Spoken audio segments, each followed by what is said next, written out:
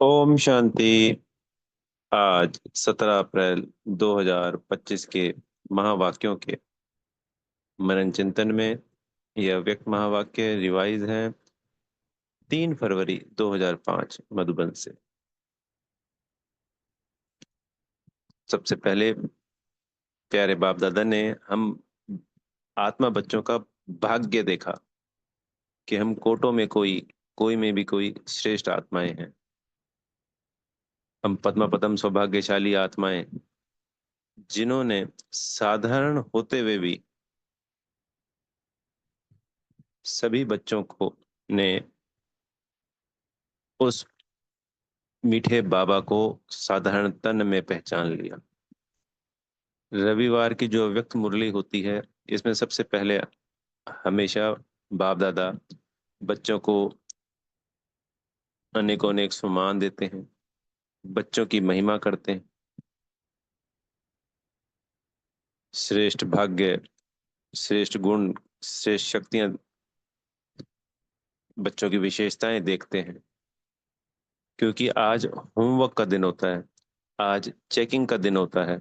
आज पिछले वे दिए हुए होमवर्क को, एक तो होमवर्क नया देते हैं और एक पुराने की चेकिंग होती है। तो उसमें तो बच्चों का कुछ निकलता है ना, 19 21।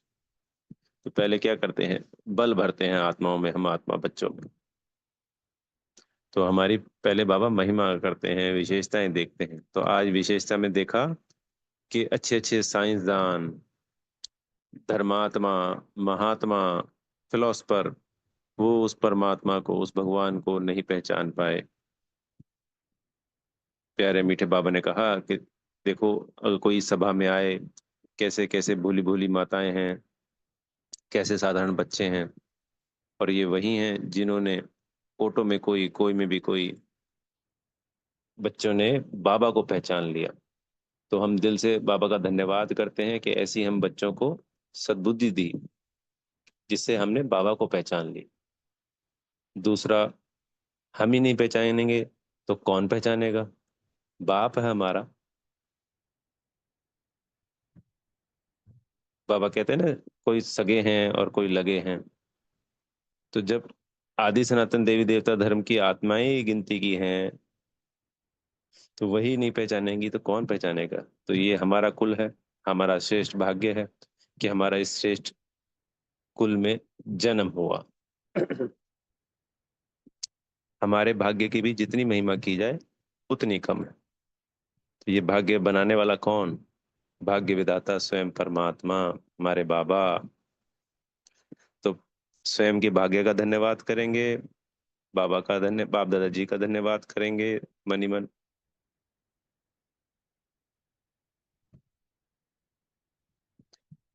और बाबा की याद में रहेंगे। तो बाबा ने कहा कि बाबा ने हमारे बच्चों की महिमा की कि वाह भाग्यवान बच्चे, वाह, जो आप बच्चों ने पहचानने का तीसरा नेत्र प्राप्त कर लिया। और बच्चों ने, बाबा ने कहा कि बच्चों ने गीत गाया, पाना सा तो वो पा लिया। तो बाप भी कहते हैं अपने लाडले बच्चों को कि बाप से जो लेना था वो ले लिया। हम सभी बच्चे बालक सो मालिक बन गए। तो बाबा के जो खजाने हैं, गुण शक्तियां, खजाने वरदान, हम उनके बालक होने के नाते उन सर्व खजानों के मालिक भी बन गए। तो आज बाप दादा ने हमारे खजानों के पोते मेल को देखा। तो बाप दादा ने कहा कि हम, बाबा ने सबको बराबर बराबर खजाने दिए। हर बच्चा अपनी क्षमता अनुसार उन खजानों को जैसे प्राप्त करने के बाद उनका यूज करना, जैसे होता है ना, धन बराबर बांटा, फिर व्यापार में सबने कम ज्यादा कर लिया, चार बच्चों ने अलग अलग। एक ही क्लास में 50 बच्चे होते हैं, या एक ही कॉलेज से 50 लोग, 100 लोग जब डॉक्टर की या इंजीनियरिंग की डिग्री लेके निकलते हैं, तो आने वाले जीवन में सब बराबर बराबर आगे नहीं बढ़ते हैं। कोई तो बहुत ज्यादा ऊंचा चला जाता है, जैसे बाबा उदाहरण देते हैं साकार मुरली में। कोई तो उस जमाने में 1000 रुपये कमाता था और किसी को रोटी खाने के भी लाले पड़े रहते हैं। तो ऐसे ही बाबा से जो हमें खजाने मिल रहे हैं, उन सबकी हमें चेकिंग करनी है, हमने उन्हें कहाँ तक बढ़ाया है।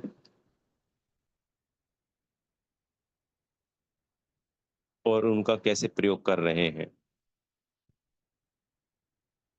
तो बाबा ने इसमें एक कहा कि हमें अपने दिनचर्या की जो चेकिंग करते हैं कि हमने किसी का बुरा नहीं किया, किसी को दुख तो नहीं दिया, तो ये चेकिंग तो हुई, ये तो राइट है। पर हमने खजानों को कितना बढ़ाया, कितनी दुआएं दी, कितनी हमारी आत्मिक दृष्टि सदा नेचुरल रही। एक, या फिर बाबा ने कहा कि स्मृति विस्मृति का खेल चलता रहा, कि कभी तो भूल गए और कभी कभी याद आ गई। तो जब हमारी ये आत्मिक अभ्यास की स्थिति नेचुरल हो जाएगी कि सदा ही हम स्वयं भी आत्मिक स्थिति में स्थित रहेंगे और दूसरी आत्मा भाई को भी हमेशा आत्मिक स्थिति में ही देखेंगे, तो वो हमारी शक्तिशाली स्थिति होगी। और जब ये स्वयं स्थिति शक्तिशाली हो जाती है तो परिस्थिति आना ही बंद हो जाती है। बड़ी वंडरफुल बात है कि जब कमजोर हैं तब तो युद्ध चल रही है, बार बार परिस्थितियां आ रही है, और जब स्वयं स्थिति शक्तिशाली हो जाती है तो फिर परिस्थिति आना ही बंद हो जाती है। कितनी वंडरफुल बात है कि जब लड़ने के लिए तैयार हैं, शक्तिशाली बन गए, तब परिस्थिति आना बंद हो गई। तो हमें चेकिंग करनी है, क्योंकि बाबा व्यक्त मूल्यों में हमें बहुत समय से कह रहे हैं कि शुभ भावनाएं और शुभकामनाएं हर आत्मा के प्रति रखनी है, और इसका हमने कितना स्टॉक जमा किया। क्योंकि ये जो पुरुषोत्तम संगम युग है, यही जमा करने का खाता है। पूरा कल्प फिर उसी का, जो हमने खाता जमा किया है, उसका राज्य भाग्य, और बाद में द्वापर कलयुग में पूज्य देवी देवता बनने की जो प्रारब्ध है वो मिलती है। और उन 63 जन्मों में भी ये जो कमाया हुआ राज्य भाग्य है ये भी काम आता है, अगर हमारे पास जमा का खाता भरपूर है तो। ये खाली 21 जन्म की तो बाबा बात इसलिए करते हैं क्योंकि वहां पे हम संपूर्ण हैं, सदा है। तो इस पुरुषोत्तम संगम युग पे हमें दुआएं हमारी काम कर रही है, कुछ भी सोचना ही नहीं है, सिर्फ और सिर्फ दुआएं देते जाना है। शुभ भावनाएं शुभकामनाएं हर आत्मा के प्रति रखनी है, कोई कैसा भी क्यों ना हो।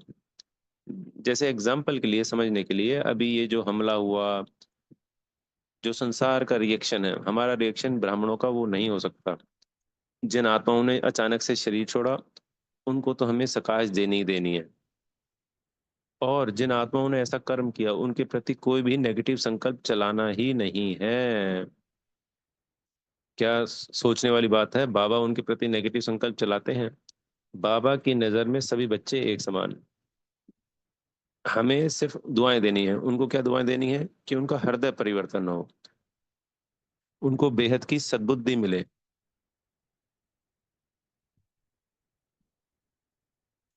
इसके अलावा बहुत ज्यादा उस पे न्यूज़ पे ध्यान देना, सरकार क्या कर रही है वो सरकार का काम है। जैसे सरकार अपना काम कर रही है, ऐसे हम ब्राह्मणों को अपना काम करना होता है। हर आत्मा का अपना अपना रोल, अपना अपना कार्य अलग अलग बटा हुआ है। तो हमें सिर्फ अपने स्वयं पे फोकस करना है, ना कि दूसरों पे। चाहे वो लौकिक परिवार है, चाहे वो ब्राह्मण परिवार है, और वो चाहे संसार की आत्माएं। तो इसमें बाबा ने क्लियर किया कि इस वक्त जब हम जमा का खाता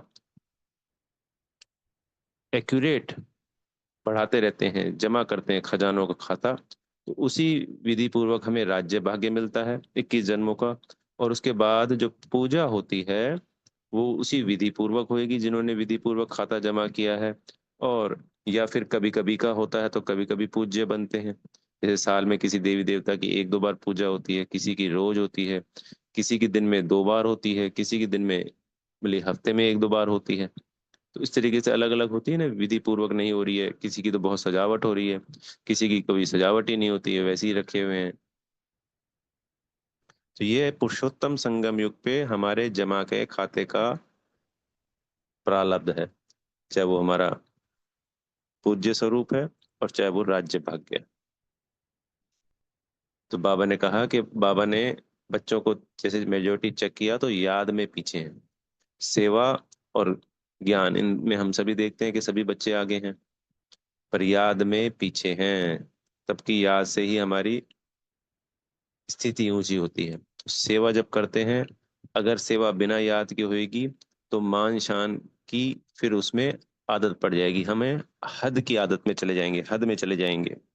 और जब बाबा की याद में होएगी तो हमारा जमा का खाता भी होगा, और फिर हम हद से परे हो जाएंगे।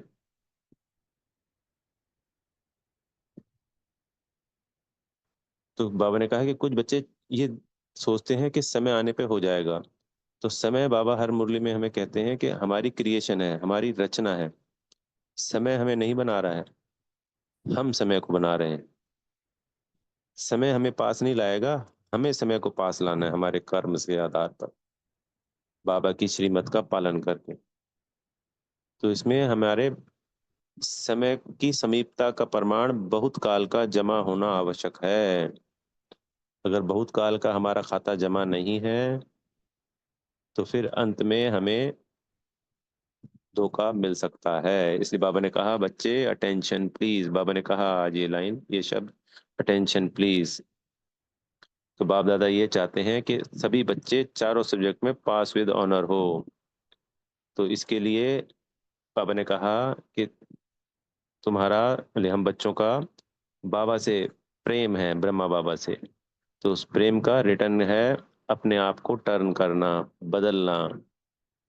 तो हमें बाबा ने कहा जो हमारी कमी कमजोरियां हैं, किचड़ा हैं, क्योंकि इस मुरली, अव्यक्त मुरली के समय के बाद अगली मुरली शिवरात्रि पे थी। तो बाबा ने समय दिया कि शिवरात्रि तक, हमें नहीं दिया है, हमारे लिए तो 1 साल पड़ा है अभी, शिवरात्रि का अगले साल फरवरी मार्च में होगी। तो जल्दी से जल्दी स्वयं की चेकिंग करनी है, स्वयं के लिए दृढ़ता के साथ प्लान बनाने हैं, अलबेलापन और आलस्य से मुक्त रह करके उस प्लान को इम्प्लीमेंट करना है दृढ़ता के साथ, और स्वयं का टर्न करना है। सभी कमी कमजोरियां, सारा किचड़ा सब बाबा को दे देना है, और अपनी स्वयं स्थिति को बेहद शक्तिशाली बनाना है। ये आज की मुरली के मुख्य पॉइंट है। सभी आत्माएं संसार की चिल्ला रही हैं, पर्दा उठने के लिए तैयार है।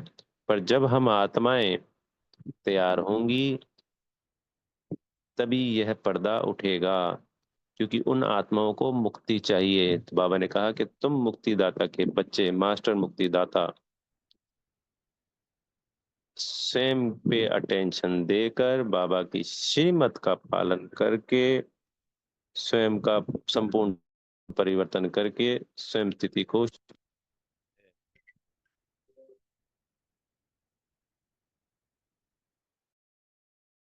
आज वरदान है,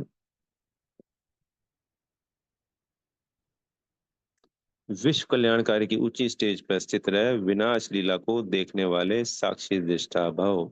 तो अंतिम विलास, विनाश लीला को देखने के लिए विश्व कल्याणकारी की ऊंची स्टेज चाहिए। तो उस कल्याण, उस विनाश में भी कल्याण समाया हुआ है। अब संसार के हिसाब से तो वो बोलते हैं जी ये रॉन्ग सोच रहे हैं, जबकि हमें पता है कि ये सब होना ही होना है। पर उसके लिए ऊंची स्टेज होती है आत्मिक स्थिति। हम भी जब आत्मिक स्थिति शक्तिशाली होगी तभी उसको सहजता से देख पाएंगे, और वही हमारी विश्व कल्याणकारी स्टेज होगी। तो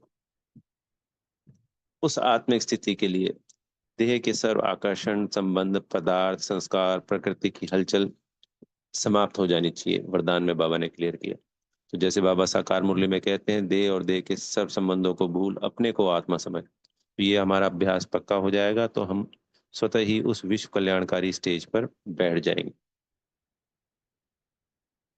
और उस स्टेज पर बैठकर ही हम साक्षी दृष्टा होकर शांति की और शक्ति की किरणें सर्व आत्माओं को दे सकेंगे। जब हम शरीर के भान में होते हैं तो जो हम शुभ भावनाएं, शुभकामनाएं देना चाहते हैं, उसकी वाइब्रेशन काम नहीं करती है जी। और जब हम आत्मिक स्थिति में स्थित होकर के अपनी शक्तिशाली स्थिति द्वारा आत्माओं को ये किरणें, ये शक्तियां देते हैं, तो उनको रिसीविंग अधिक से अधिक हो। फिर आज के अव्यक्त इशारे में है, वरदाता बाप और वरदानी आत्माएं दोनों कंबाइंड है, यह स्मृति में रहे तो पवित्रता की छत्र छाया स्वतः बनी रहेगी।